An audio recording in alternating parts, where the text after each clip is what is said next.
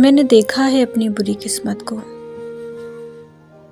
कि जिस इंसान की मुझे तलब होती है वो शख्स मुझसे दूर चला जाता है। शायद मुझ में ही कोई कमी है, शायद मुझे रिश्तों को चलाना नहीं आता। मैं किसी की ज़िंदगी में कोई अहमियत नहीं रखती। जो लोग मेरी ज़िंदगी में बहुत अहमियत रखते हैं उनकी ज़िंदगी में मैं कोई अहमियत नहीं रखती। जिन लोगों के लिए मैं अपनी सारी ख्वाहिशात तर्क कर देती हूँ उनकी ज़िंदगी में मेरा कोई वजूद ही नहीं। शायद इसी को ज़िंदगी कहते हैं, मगर मैं इस ज़िंदगी से बेजार हो गई हूँ।